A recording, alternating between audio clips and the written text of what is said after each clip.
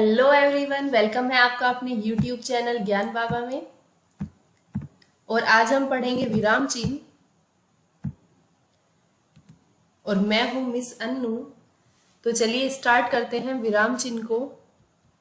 इससे पहले वीडियो में भी हमने विराम चिन्हों को पढ़ा था, लेकिन हमने वहां पर 9 विराम चिन्ह को हमने पढ़ लिया था। और अब हम 10वां विराम चिन्ह पढ़ेंगे। ठीक है, तो जो 10वां विराम चिन्ह है वो है निर्देशक या फिर हम इसको बोल सकते हैं संयोजक चिन्ह। ठीक है, अब ये जो चिन्ह होता है वो किस तरीके से बनता है, इसे हम कुछ इस प्रकार से लिखते हैं। क्लियर? अब देखिए, जो निर्देशक चिन्ह है उसको क्या क्या कहा जाता है। निर्देशक चिन्ह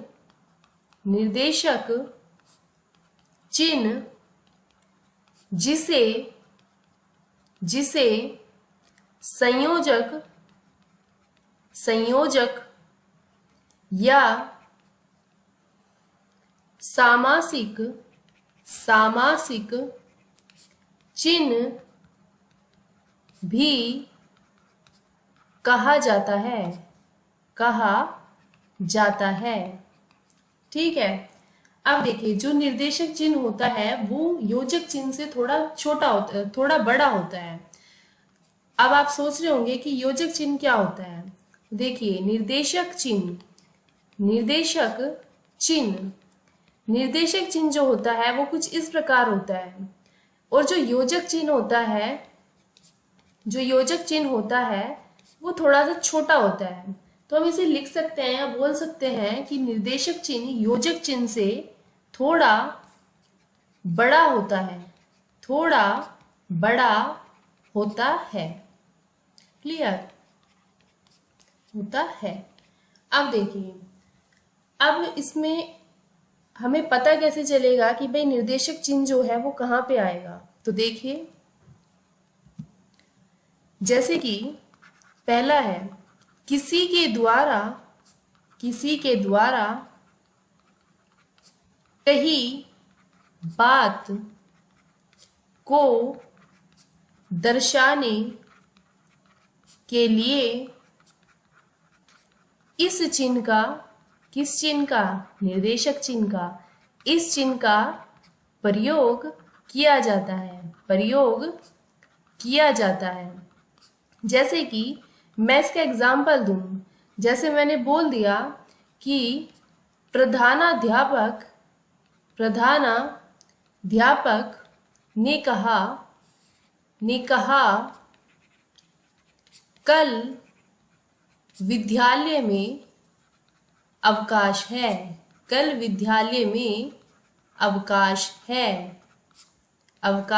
है। तो देखिए, हमने लिखा कि प्रधानाध्यापक ने कहा कि कल विद्यालय में अवकाश है। अभी हमने क्या लिखा था, किसी के द्वारा कही गई बात को दर्शाने के लिए हम इस चिन्ह का प्रयोग करते हैं। तो ये जो बात है कल विद्यालय में अवकाश है, ये किसके द्वारा कही गई, प्रधानाध्यापक के द्वारा। तो उसके बाद यहाँ पे हमने कौन सा चिन्ह लगाया, निर्देशक चिन्ह लगाया हमने यहाँ पे। क्लियर? अब देखिए, जैसे कि दूसरा पॉइंट है, एक ही शब्द के दो बार लिखे जाने पर उनके बीच में इस चिन्ह का प्रयोग किया जाता है। जैसे कि मैं एग्जाम्पल दूं, जैसे मैंने बोल दिया कभी कभी, तो देखिए जो कभी है वो 2 बार रिपीट हुआ। ठीक है, तो जब ये इस तरह के वर्ड आएंगे, इस तरह के शब्द जो 2 बार लिखे जाते हों, तो उनके बीच में हम कौन सा चिन्ह लगाएंगे, निर्देशक चिन्ह लगाएंगे। अब देखिए, जैसे कि मैंने बोला बार बार, तो इसमें भी हमने इन दोनों के बीच में किस चिन्ह का प्रयोग किया है, संयोजक चिन्ह या बोल सकते हैं निर्देशक चिन्ह। ठीक है, अब हम तीसरी बात देखते हैं कि जैसे युग्म शब्दों के बीच इस चिन्ह का प्रयोग किया जाता है। वो कैसे? जैसे कि मैंने एग्जाम्पल दिया, जैसे मैंने बोल दिया हार जीत, तो ये युग्म शब्द हैं। जैसे मैंने बोला हार जीत, तो हार जीत कैसे शब्द हैं? युग्म शब्द हैं। और मैंने इन शब्दों के बीच में क्या लगाया है? निर्देशक चिन्ह। अब जैसे कि मैंने बोल दिया खाया पिया, तो खाया और पिया इन दोनों के बीच में मैंने किस चिन्ह को लगाया है? निर्देशक चिन्ह को लगाया है। ठीक है, अब हम देखते हैं अगला पॉइंट और लास्ट पॉइंट, वो है तुलनावाचक सा, सी या फिर बोल सकते हैं से। इन सब के पहले इस चिन्ह का ये अभी हमारा निर्देशक चिन्ह ही चल रहा है। ओके, तो इस चिन्ह का प्रयोग किया जाता है। जैसे कि अगर मैं एग्जाम्पल दूं, जैसे मैंने बोल दिया चीते सी गति, तो आप देख सकते हैं कि मैंने सी से पहले कौन सा चिन्ह लगाया है? निर्देशक चिन्ह लगाया है। अगर मैंने बोल दिया झील सी आंखें, तो आप देख सकते हैं कि मैंने से पहले कौन सा चिन्ह लगाया? निर्देशक चिन्ह लगाया। अब जैसे कि मैंने बोल दिया सागर सा हृदय, तो आप देख सकते हैं कि मैंने सा से पहले कौन सा चिन्ह लगाया? मैंने निर्देशक चिन्ह को लगाया। क्लियर है? अब हम देखते हैं अगला विराम चिन्ह। तो जो हमारा 11वां विराम चिन्ह है वो है हमारा लाघव चिन्ह, और ये बहुत इजी भी है। ठीक है, 11वां जो चिन्ह है वो है हमारा लाघव चिन्ह। अब देखिए, लाघव चिन्ह जो होता है वो कुछ इस प्रकार बनता है। ठीक है, जैसे हम जीरो बनाते हैं, कुछ इस प्रकार बनता है। किसी बड़े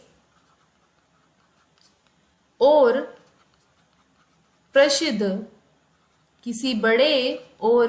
प्रसिद्ध शब्द को संक्षेप में लिखने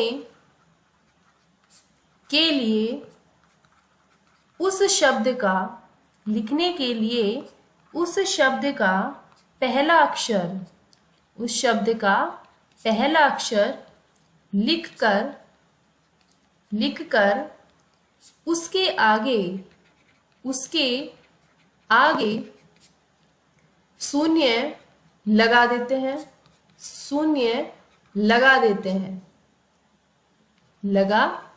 हैं।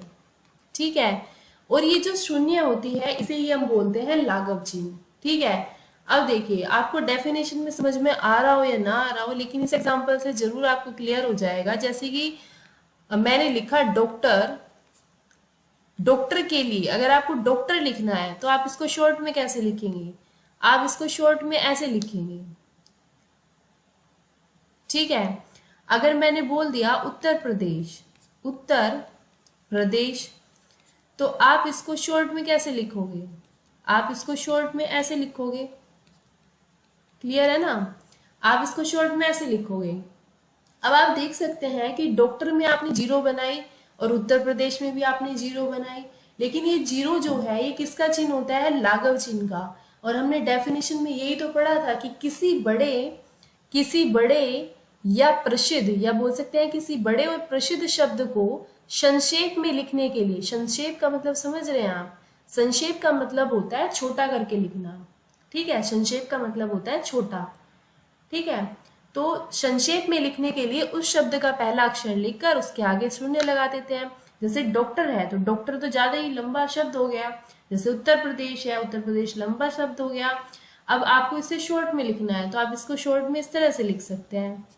डॉक्टर को ऐसे लिख सकते हैं और उत्तर प्रदेश को ऐसे लिख सकते हैं, सिंपल। अब हम देखते हैं अगला विराम चिन्ह। अगला विराम चिन्ह जो होता है वो होता है समाप्ति सूचक। क्या होता है? समाप्ति सूचक। तो तो आप देखिए इसके नाम से ही पता चल रहा है समाप्ति। समाप्ति यानी किसी का यहाँ पे एंड हो रहा है, किसी चीज का यहाँ पे एंड हो रहा है। अब जो हमने समाप्ति सूचक को पढ़ा था वो हम कुछ इस प्रकार से बनाते हैं, ठीक है, हम कुछ इस प्रकार से बनाते हैं या फिर हम इस प्रकार से इसको बनाते हैं। अब देखिए इसका प्रयोग कहानी, अध्याय या पुस्तक के अंत में करते हैं, जो यह सूचित करता है या जो यह बताता है कि कहानी, अध्याय या फिर हम बोल सकते हैं पुस्तक समाप्त हो चुकी है, समाप्त हो चुकी है। अब देखिए मैं आपको डेफिनेशन भी बताऊंगी, पर एक बार आप ये एग्जांपल देखिए। देखो जैसे कि ये एक पेज है, ठीक है, ड्राइंग ज़्यादा अच्छी नहीं बन रही है पर आप देख लीजिए, आपको क्लियर हो जाएगा। जैसे कि ये पेज है, ठीक है, इस पे लिखी हुई है कोई स्टोरी, ठीक है, यहाँ पे कोई स्टोरी लिखी हुई है और मान लीजिए कि वो स्टोरी यहाँ पे ख़त्म हो गई।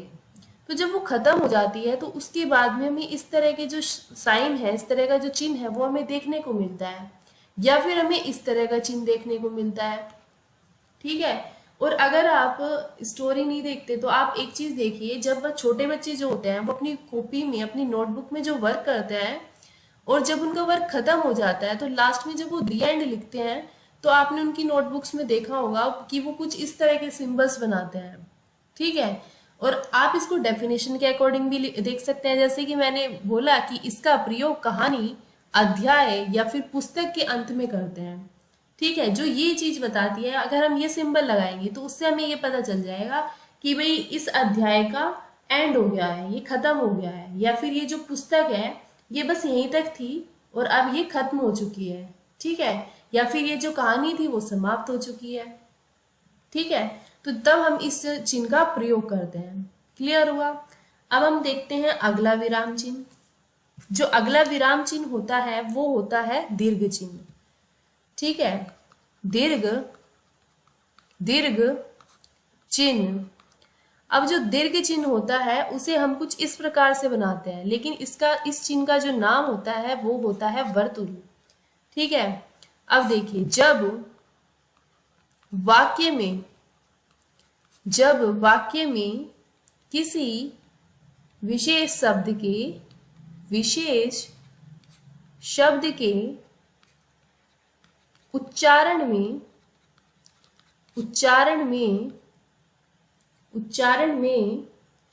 अन्य शब्दों की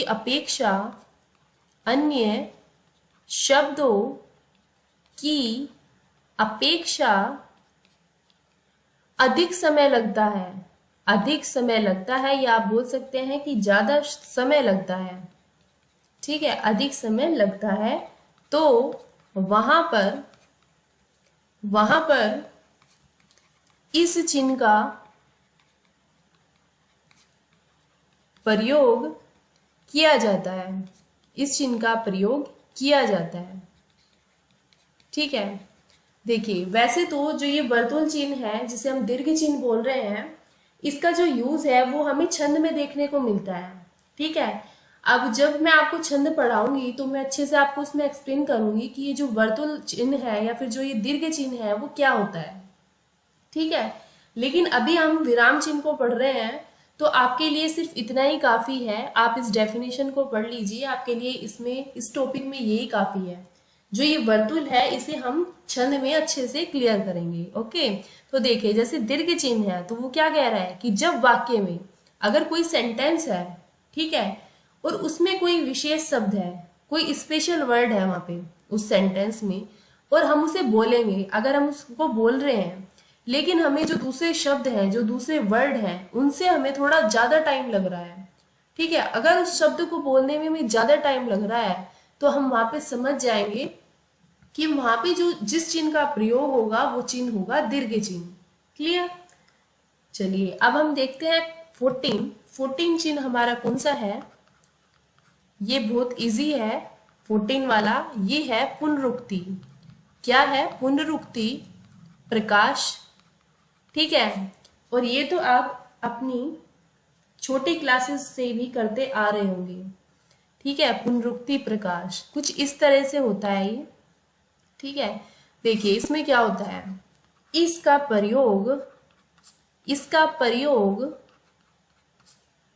ऊपर लिखे किसी वाक्य के अंश को दोबारा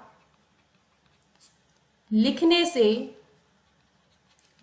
से बचने के लिए किया जाता है। ठीक है, अब देखिए जैसे कि मैं आपको इसका एग्जांपल देती हूँ। जैसे कि मैंने बोला कि रमेश कक्षा 10 में पढ़ता है। ठीक है, अब फिर मैंने आपको बोल दिया कि रमेश के पिता एक किसान है।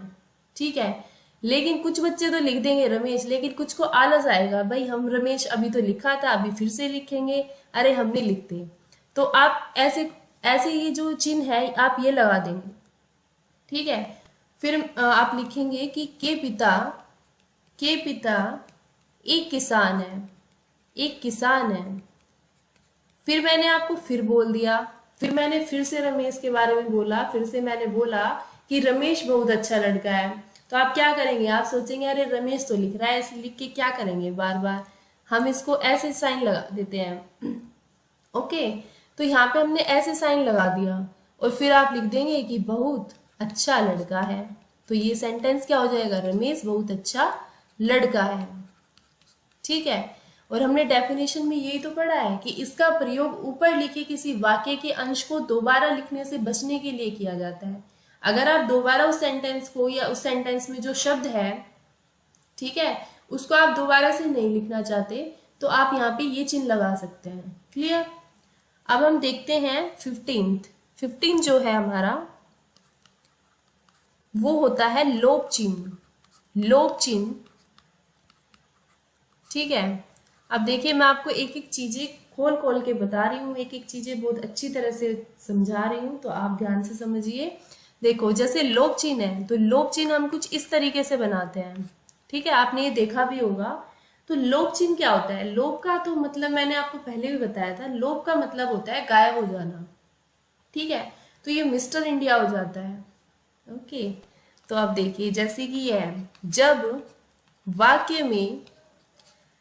वाक्य में कुछ अंश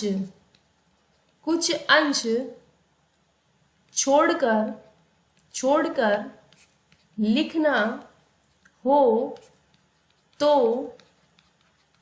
लोप चिन्ह का प्रयोग किया जाता है। लोप चिन्ह का प्रयोग किया जाता है। क्लियर? अब देखिए जैसे कि मैं आपको एग्जांपल देती हूँ, जैसे मैंने बोल दिया कि आज देश का हर नेता डैश डैश डैश डैश है। ठीक है, तो आपने यहाँ पे क्या लगा दिया, आपने लोप चिन्ह लगा दिया। आगे का जो सेंटेंस था वो आपने गायब कर दिया। आपको सिर्फ क्या दिखाई दे रहा है, आपको स्क्रीन पे सिर्फ दिखाई दे रहा है कि आज देश का हर नेता, और आपको है दिखाई दे रहा है, लेकिन जो बीच का पोर्शन है वो क्या हो गया, गायब हो गया। तो वहां पे हम इस चिन्ह को लगाते हैं, लोप चिन्ह को लगाते हैं। क्लियर? आई होप आपको एक एग्जाम्पल ही काफी होगा, पर चलिए मैं आपको दूसरा भी दे देती हूँ, कोई बात नहीं। जैसे मैंने बोला, मैं सामान उठा दूंगा पर डैश डैश डैश डैश। ठीक है, मैं सामान उठा दूंगा पर, आपको सिर्फ स्क्रीन पे इतना ही दिखाई दे रहा है, मैं सामान उठा दूंगा पर, लेकिन उसके बाद सेंटेंस क्या था वो हमें नहीं पता। तो यहाँ पे जो हमने चिन्ह लगाया है वो क्या है, लोप चिन्ह है। ठीक है, इसलिए हमने डेफिनेशन में पढ़ा था कि जब वाक्य में, या बोल सकते हैं जब सेंटेंस में कुछ अंश छोड़कर लिखना हो, कुछ अंश छोड़कर लिखना हो, मतलब कि हमें सेंटेंस हमने पूरा नहीं लिखा, हमने उसमें से कुछ हिस्सा उसका छोड़ दिया। ठीक है, तो वहां पे हम लोप चिन्ह लगाते हैं। जैसे कि आप देख सकते हैं हमने ये वाला सेंटेंस लिखा, हमने ये वाक्य लिखा, पर हमने पूरा तो नहीं लिखा, इसमें हम कुछ चीजों को हमने छोड़ दिया है। ठीक है, कुछ हिस्सा हमने इसका छोड़ दिया है। अब आप ऐसे ही इस एग्जाम्पल में देखिए, इसको हमने पूरा तो नहीं लिखा, पूरा तो नहीं लिखा हमने इसे, इसमें हमने कुछ अंश को छोड़ दिया है। तो जहां पर आपको ये कंडीशन दिखाई देगी वहां पे आपको लोप चिन्ह लगाना है। क्लियर। अब हम देखते हैं तुलना सूचक। तुलना सूचक, अब आप इसको नाम से ही आपको पता चल रहा होगा, तुलना सूचक मीन्स इसमें किसी की तुलना हो रही है, कंपैरिजन किया जा रहा है, इक्वलिटी हो रही है इसमें। ठीक है, जैसे कि अगर मैं आपको इसकी डेफिनेशन देती हूँ, जैसे कि समानता, समानता शब्दार्थ और गणित, गणित की तुल्यता, तुल्यता, तुल्यता का मतलब होता है बराबरी। सूचित, सूचित का मतलब होता है इन्फॉर्म करना, ठीक है, या बताना। सूचित करने के लिए, सूचित करने के लिए इस चिन्ह का प्रयोग किया जाता है, इस चिन्ह का प्रयोग किया जाता है, किया जाता है। अब देखिए इस डेफिनेशन के अकॉर्डिंग ही मैं आपको एग्जांपल देती हूँ। जैसे मैंने बोला 4 और 4, तो 4 और 4 क्या होते हैं, 8। तो 4 और 4 किसके बराबर हुए, 8 के बराबर हुए। ठीक है, अब जैसे कि मैंने बोल दिया रात्रि, तो ये किसके बराबर हुआ, निशा के बराबर हुआ। अब जैसे मैंने बोल दिया मरकट, मरकट, तो ये किसके बराबर हुआ, मरकट हुआ वानर के बराबर। ठीक है, क्लियर है। अब देखिए बाकी के इसके जो कुछ विराम चिन्ह है वो हम अगली वीडियो में पढ़ेंगे। आई होप आपको आज की वीडियो अच्छी लगी होगी, और अगर जिस बच्चे को नोट्स बनाने हैं वो डिस्क्रिप्शन पे जाइए, वहां पे आपको लिंक मिलेगा, वहां से आप अपने नोट्स को बना सकते हैं। तो आई होप आपको आज की जो वीडियो है वो अच्छी लगी होगी। तो आप वीडियो को लाइक करें, शेयर करें और सब्सक्राइब करना ना भूलें। Thank you.